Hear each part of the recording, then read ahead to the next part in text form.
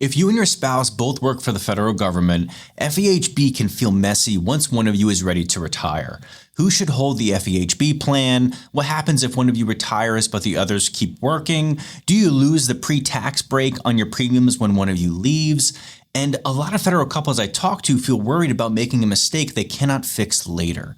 So in this video, we're going to walk through how FEHB premiums really work while you work and after you retire, how the 5-year rule works for each spouse, and a simple way to move the plan to the working spouse so you can keep the tax break without risking your coverage. I'm Tom, I'm a fee-only fiduciary financial planner, and all I do is help federal employees make sense of their FERS benefits so they can protect their spouse and retire on their terms. So today I'm going to walk you through how FEHB premiums work while you work and after you retire, how the 5-year rule really works for each spouse so you do not lose coverage, how 2 federal employees can use one plan in a smart way, including a real example of moving FEHB to the working spouse to keep the pre-tax savings.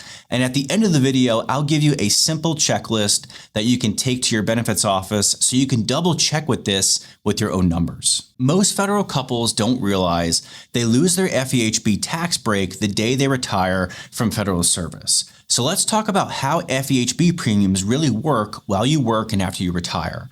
When you're an active federal employee, your FEHB premiums almost always come out pre-tax, and this is called premium conversion.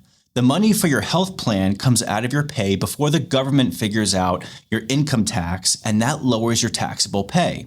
Now, when you retire, that all changes. Your FEHB premium comes out of your pension check after tax. Retirees are not in premium conversion. You pay income tax on the pension first, then your FEHB premium comes out. So it's the same health plan, but it's a different tax rule. Most federal couples I work with like to keep at least one spouse on pre-tax FEHB as long as someone is still working. That's why some couples move the FEHB enrollment to the spouse who will work longer. And we'll walk through how that works in a little bit. But for now, just know the worker equals pre-tax FEHB in most cases, retiree equals post-tax FEHB. The rule that scares the most federal couples I work with is the FEHB 5-year rule. If you get this wrong, you can lose coverage in retirement. So here's how it works in plain English. To keep FEHB in your own retirement, 2 things must be true. 1, you must retire on an immediate annuity. That means your pension starts within 1 month after you separate. A deferred annuity that starts years later does not keep FEHB. 2, you must have been in FEHB for the 5 years right before your pension starts or since your first chance to sign up if that is less than 5 years. So here's the key that many people miss. You don't have to be the person listed as the enrollee for all 5 years. Time you are covered as a family member on your spouse's FEHB still counts for your own 5-year rule. So if your husband or wife has self plus 1 and you're listed as the spouse, those years count for the both of you. If your wife or husband has self and family and you are listed, those years count for the both of you. Now, in my experience, this is a huge relief when couples hear it because it means you don't have to rush into 2 separate plans just to start your own clock, because the clock has been running the entire time as long as there were no gaps. A few things can break this though. A gap in FEHB, like if your spouse switches from self and family to self only and you didn't realize you lost the coverage, dropping FEHB and not being covered under any FEHB plan for a while, or taking a deferred annuity instead of an immediate one. OPM also has a small waiver power for special cases, like some early out retirements, but they decide those case by case. So if you used an early out and had gaps, it's worth talking with your benefits office before you sign any papers. So a quick step for you this week, ask your benefits office for a printout of your FEHB history and check how long you've been covered as an enrollee or as a spouse and look for any gaps. If both you and your spouse are federal employees, one small checkbox can cost you hundreds of dollars a month in FEHB premiums. Should you have one plan or 2? And so here's how to think through that choice. You can have one FEHB enrollment that covers both of you, self plus 1 or self and family, or 2 self-only enrollments, one in each name. Now, this choice mostly comes down to cost and convenience. It doesn't change whether you can keep FEHB into retirement. Eligibility is tracked for each person and not for the household. Now, sometimes one family plan is cheaper. Sometimes two self-only plans can cost less, especially if one of you hardly ever uses the care. In my experience, the best thing to do is pull up the current FEHB premiums and compare them. One family plan total, then add up two self-only premiums. And do that for the plans you like. See what fits your budget and how you want to manage it. You don't need to open a self-only plan just to meet the 5-year rule if you've already been covered on your spouse's plan for that long. Those years already count. So let me show you an example of a couple who almost gave up their pre-tax FEHB by retiring in the wrong order. We'll call them Lisa and Mark. She's 57 and has taken an early out under FERS. She is the FEHB enrollee. She has self plus one, and her husband Mark, age 60, is covered as her spouse. Mark also works for the federal government and plans to keep working to age 65. So here's the situation. Lisa will retire this year. Mark will keep working. They want to keep FEHB, pay as little tax as they can, and not lose any rights to the coverage. Here are the problems. If Lisa keeps FEHB in her name after she retires, the premiums will come out of her pension after tax. They have heard that if she ever cancels FEHB as a retiree, she can never get it back. So they don't want to create a gap in coverage by accident when they switch plans. So here's what we did. Step 1, we checked the 5-year rule for both of them. Lisa had carried FEHB for over 10 years with no gaps. Mark had been covered as her spouse that entire time. So both already met the 5-year rule, even though only one of them was the enrollee. Step 2, we decided that Mark would become the FEHB enrollee since he would keep working. That way the family premium would go back to pre-tax while he was still on the job. Step 3, we planned the timing.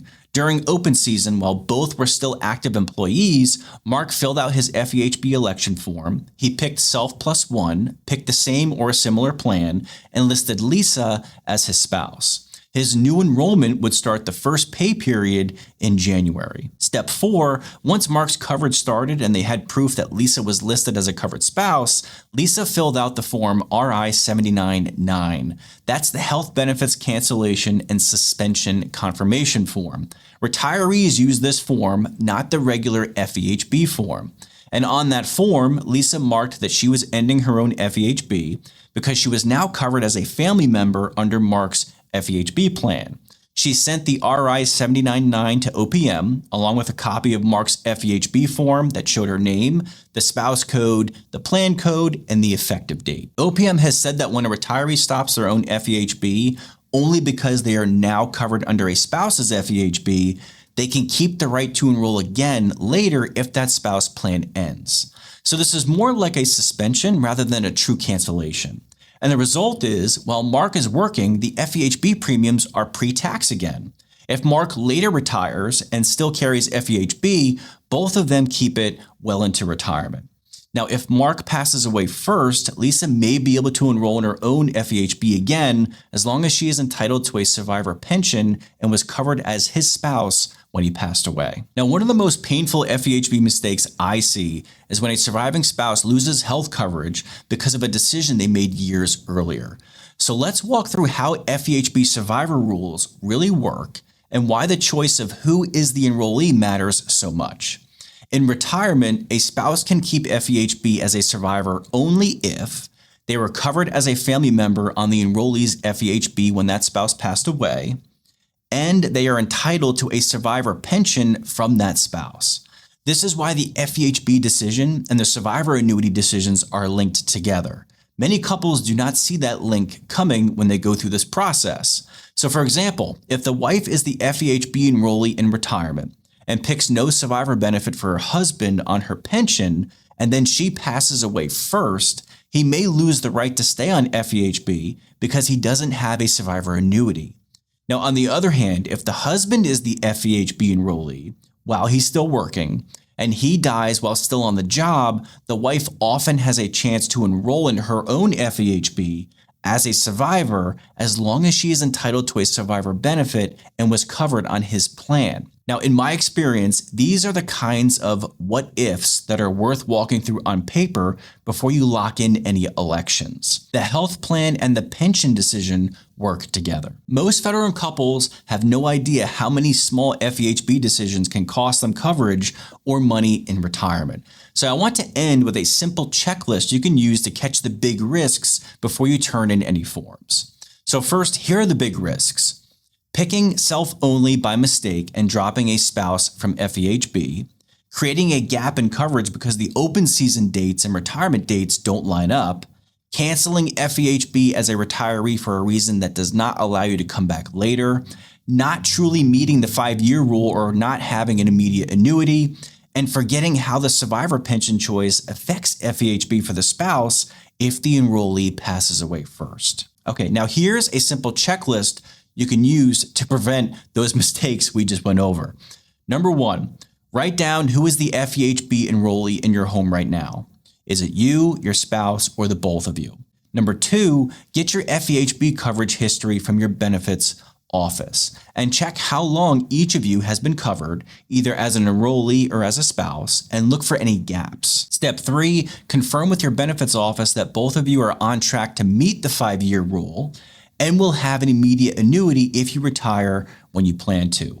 If you used or are thinking about an early out, ask about the waiver rules as well. Number 4, if one of you plans to keep working longer, ask whether it makes sense for that working spouse to hold the FEHB enrollment so the premiums stay pre-tax. Number 5, if you plan to switch who holds FEHB, ask your benefits office to walk you through the effective dates so there's no gap.